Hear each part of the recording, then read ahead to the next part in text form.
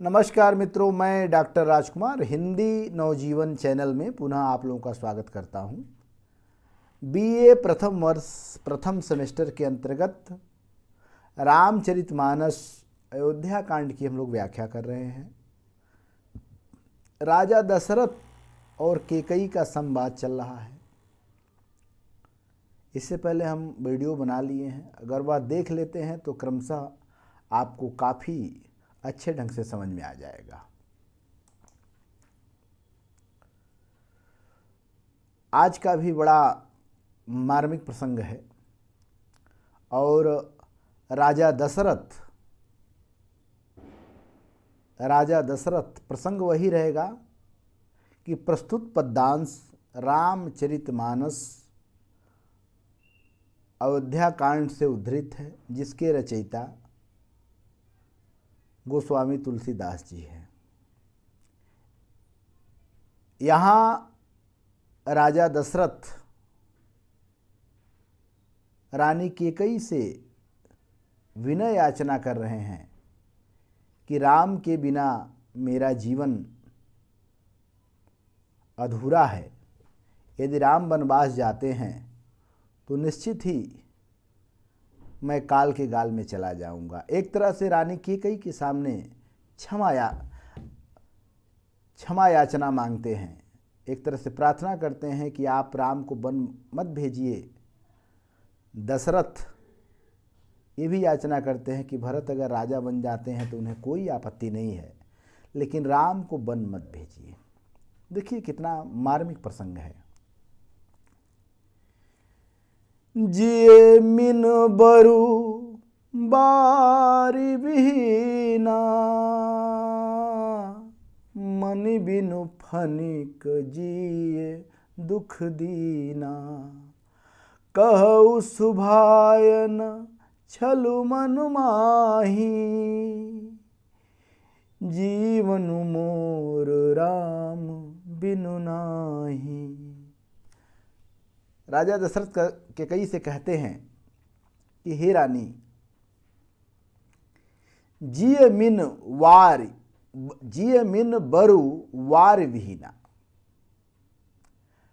मछली जल के बिना जी सकती है।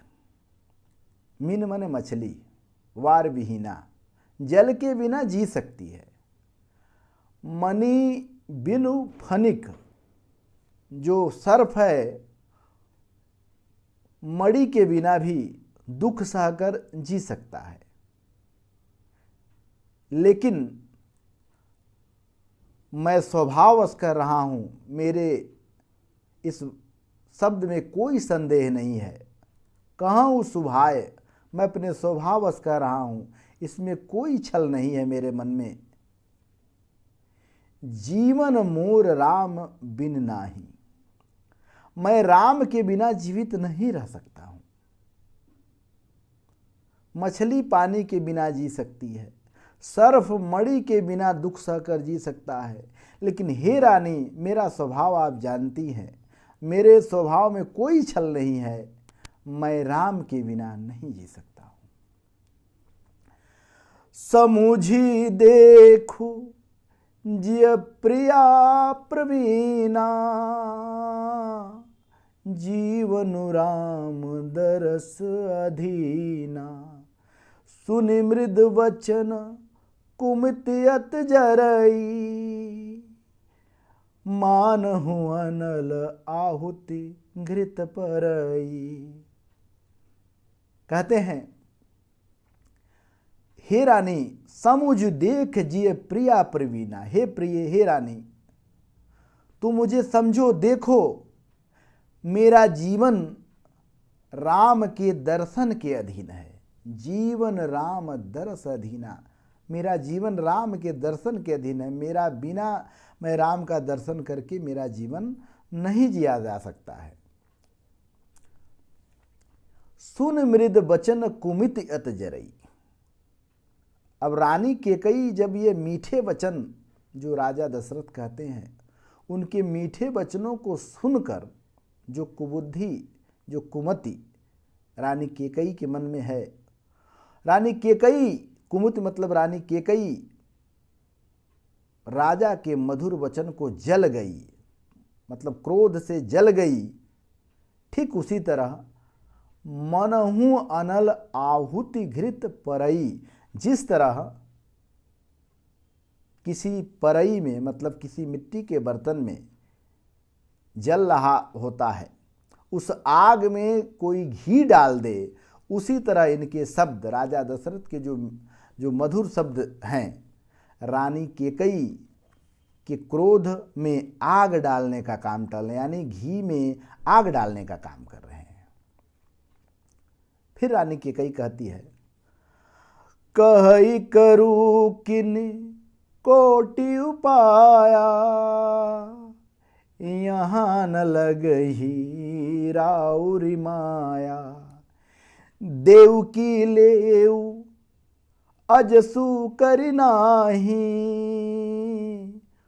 मोहिन बहुत प्रपंच सोहाई।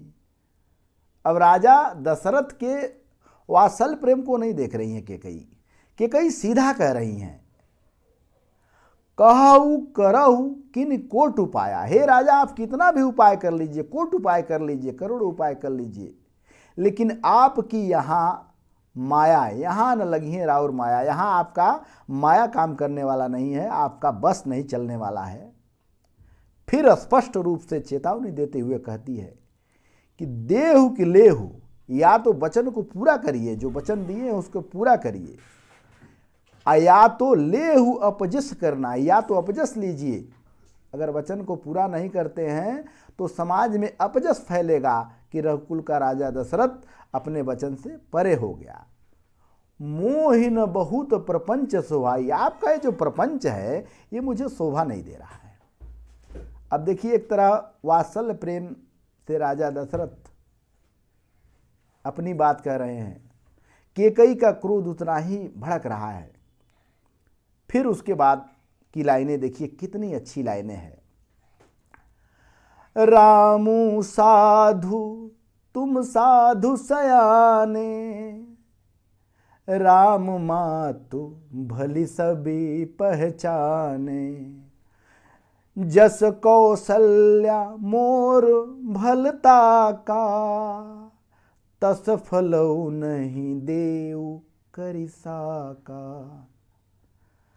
कहते हैं कि तुम कहते हो कि राम साधु है, यदि राम साधु है तो तुम उनसे भी बड़े साधु हो। राम साधु, जिनको इससे पहले राजा दशरथ कहते हैं कि राम साधु हैं, तो उसी का उत्तर देते हुए कहती है कि यदि राम साधु हैं तो आप परम साधु हैं, यानी बाप बड़े साधु हैं।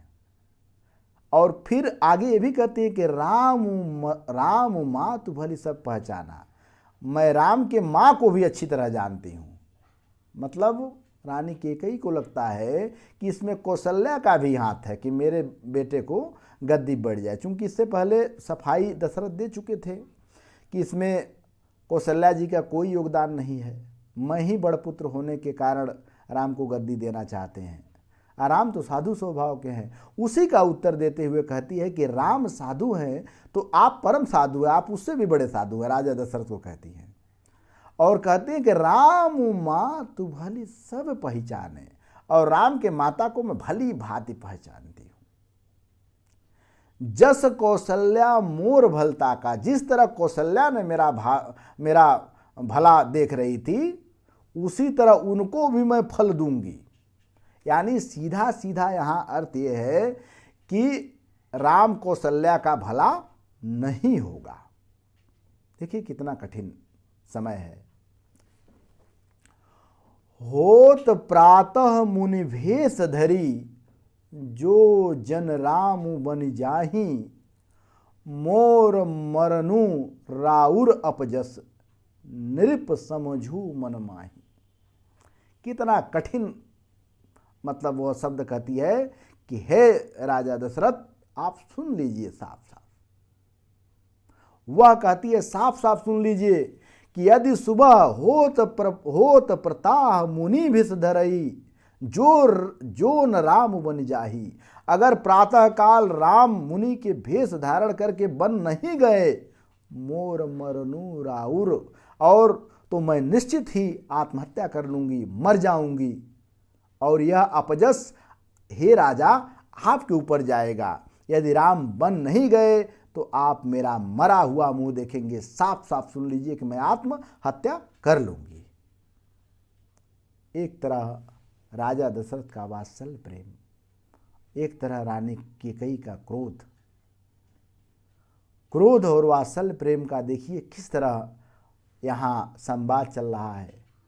देखने में बहुत ही, अब सीधा सीधा अर्थ आप ऐसे भी लिख सकते हैं कि राजा दशरथ कहते हैं कि मछली पानी के बिना जी सकती है, सर्प मणि के बिना दुख काट कर जी सकता है, लेकिन हे रानी मेरा स्वभाव छल से रहित है और आप जानती हैं कि मैं राम के बिना नहीं जी सकता हूँ। हे रानी आप समझ विचार के सोचिए और ये भी जान लीजिए कि मेरा जीवन राम के दर्शन के अधीन है। और इतनी बात, यह मधुर वचन सुनते ही कैकेयी बिल्कुल एकदम जर गई, मतलब एकदम उसका क्रोध की अग्नि और जल गई, और ऐसी जली जैसे कोई आग में घी का डालने का काम करता हो। और फिर रानी कैकेयी कहती हैं कि आप कोट उपाय कर लीजिए, यहाँ आपकी माया नहीं गलने वाली है, यहाँ आपकी बात नहीं चलने वाली है। स्पष्ट बात सुन लीजिए कि या तो वरदान पूरा करिए नहीं तो अपजस लीजिए। हे राजा आपका प्रपंच मुझे अब यह सुहा नहीं दे रहा है, अच्छा नहीं लग रहा है। और आप कहते हैं कि राम साधु हैं, तो यदि राम साधु हैं तो आप परम साधु हैं। और मैं राम के माता को भी भली भांति पहचानती हूँ। राम की माता जो मेरा जो भल कर रही थी, ठीक उसी तरह मैं उनका भी भला करूँगी। यानी राम और राम की माता का, दोनों का मैं भला नहीं करूँगी। और फिर अंत में क्रोध होकर कहती है कि अगर प्रातःकाल राम जी वन के भेष में, राम जी मुनि के भेष में अगर वन नहीं जाते हैं तो आप मेरा मरा हुआ मुंह देखेंगे और जीवन भर का अपजस लेंगे। तो कुल मिला जुला कर यहाँ जैसे जहाँ मनहु जनहु रहता है उत्प्रेक्षा अलंकार होता है, मैं इससे पहले भी बताया हूँ।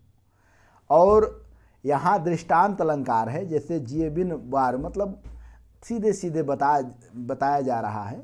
एक दृष्टांत मतलब एक उदाहरण देकर बताया जा रहा है दृष्टांत के माध्यम से, कि मतलब मछली के बिना, जल के बिना मछली जी सकती है, सर्फ के बिना, मणि के बिना सर्प भी जी सकता है, लेकिन मेरा जो यहाँ पे सीधे दृष्टांत अलंकार है, ठीक है, सब में यहाँ करुण रस और क्रोध रस दोनों जैसे जो दोनों एक ही साथ आ रहा है। यहाँ दशरथ का वात्सल्य प्रेम भी देखने को मिल रहा है। यहाँ रानी कैकेयी की कुमति का भी सीधा सीधा लक्षण देखने को मिल रहा है। इस तरह आज की ये लाइनें पूरी हुई। फिर हम लोग अगले वीडियो में मिलते हैं। बने रहिए हिंदी नवजीवन के साथ।